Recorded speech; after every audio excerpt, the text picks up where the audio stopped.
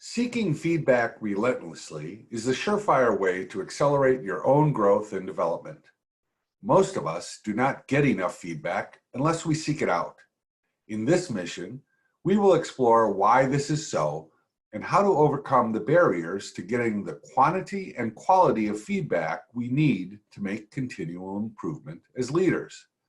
As a side benefit, when we adopt the habit of seeking feedback regularly, we role model that behavior for our teams and for our peers.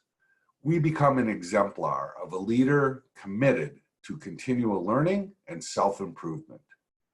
Additionally, recent research into the neuroscience of human behavior and into high-performing organizations shows that feedback seeking is a crucial habit we all need to develop if we want to perform at our very best. So why do so few people relentlessly seek feedback? Here are 5 top reasons. We don't like to hear bad news. We view negative feedback as failure rather than opportunity. Most people are terrible at giving high-quality feedback, so it often doesn't feel good and can be hard to understand and unpack. We know giving feedback can feel uncomfortable, so we don't ask so as not to put people in that uncomfortable situation. And if some time passes, we may feel it's too late to seek feedback. By the way, when it comes to giving feedback, many of these same resistances come up. Let's face it, most feedback is imperfect. After all, people's perceptions are colored by their stories. People often miss important data and seldom see the whole picture. We are taught from birth to be polite and might shy away from giving honest, candid, and specific feedback. Yet we must seek feedback anyway, looking for useful nuggets that will help us grow. When we seek feedback consistently over time, we develop a growth mindset, and our desire to grow and develop and to help others grow and develop can empower us to do the smart thing and become a relentless feedback seeker. With the right mindset and skills, we can overcome our built-in perceptual limitations by becoming an avid feedback seeker and role modeling what it looks like to be focused on consistently and constantly working to become a better version of ourselves. Let's now turn to exploring what learning experts call a growth mindset, and specifically how people who love to grow and learn seek out opportunities for feedback. Researcher Carol Dweck found that it is perfectly normal to have a fixed mindset, and it is within our power to change a fixed mindset into a growth mindset. Adopting a growth mindset can help us to seek, hear, and take in feedback for our personal and professional development. Asking for feedback creates a toward state in our brain, a confident, we all have growth edges mentality, in which you become comfortable seeking out feedback rather than waiting with dread for it to come. By being willing to challenge our view of who we are and how we can maximize our full potential, and by letting go of the idea that we are fixed and fragile, we can expand our view and identity to include new opportunities for growth. Here are some hallmarks of a growth mindset to embrace and remember. All normal, healthy people are capable of growth and development at any age. The key is to embrace challenge and be willing to try new experiments in behavior and approaches. Many experiments will fail, so we must persist and keep trying and appreciate the learning that comes from failure. Know that focused, repeated effort leads eventually to high performance. We must learn from criticism, even if it is poorly delivered.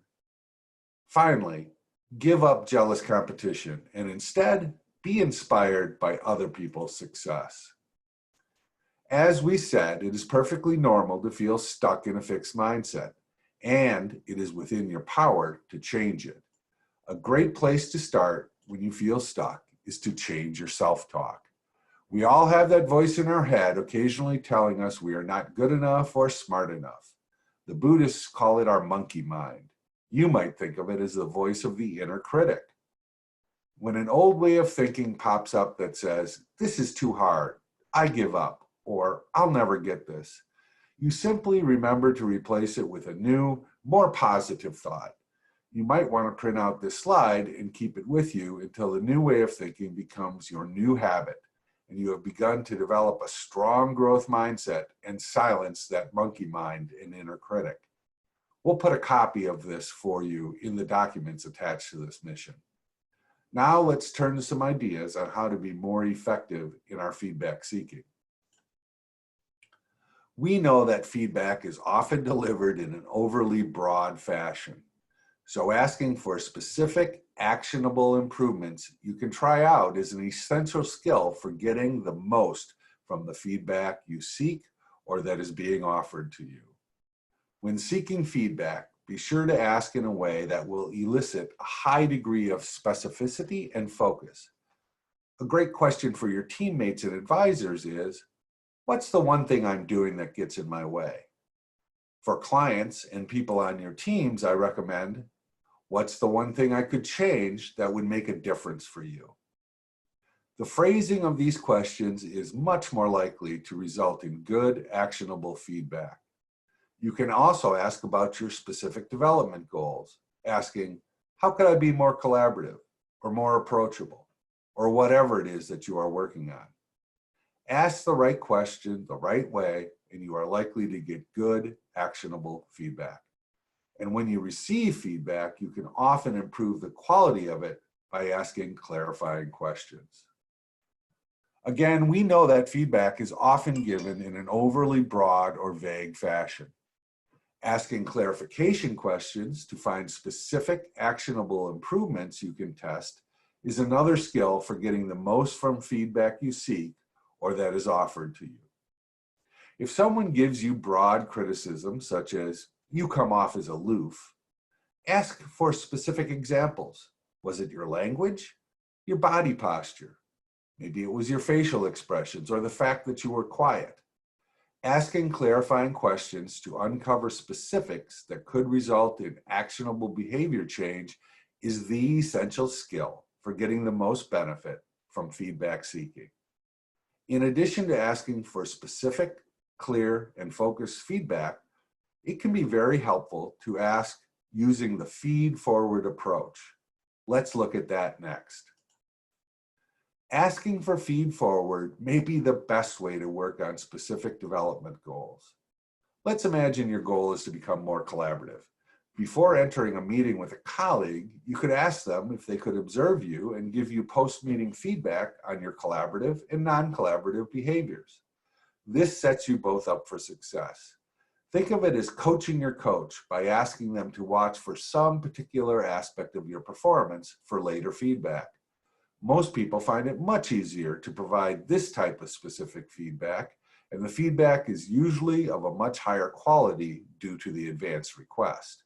Try it out a few times, and I'll bet that feed-forward requests will become a habit in your feedback-seeking approach. The uses and focus of feed-forward are almost limitless and can be applied to just about any improvement you are seeking to make, particularly if you ask for it from a competent and capable colleague whom you trust. Feed-forward is a wonderful way to solicit high-quality feedback. That leads us to the importance of cultivating honest mirrors. Remember that candor is a precious commodity, especially the higher you rise in an organization. No one tells the emperor they have no clothes on, and few people risk disagreeing with the boss. We all need to cultivate a few honest mirrors that we can trust to be candid with us. You need look no further than your direct manager and teammates for potential honest mirrors. On projects, ask your project colleagues for feedback. You should also develop a career advisor as a candid mirror. Of course, you'll want to respect these honest mirrors and respond to their advice, sharing what you've learned and how it has helped you grow. If you don't already, begin to role model candor with everyone. When you are willing to share your honest perspective, you give permission for others to do the same. Finally, encourage candor within your teams. Hold post-mortem learning reviews for your teams and projects. Share learning from mistakes stories to show your team failure is okay when and if you learn from it. Let's conclude this mission with a feedback-seeking challenge. This suggested challenge is designed to help you become better at seeking feedback by practicing it with another person. Practicing feedback seeking every day is one of the best things you can do to say yes to your own potential and your own growth. We hope you'll take on this challenge to seek more feedback more often and accelerate the development of your personal potential. You'll find this challenge in the questions to answer after watching this video. Have fun seeking feedback.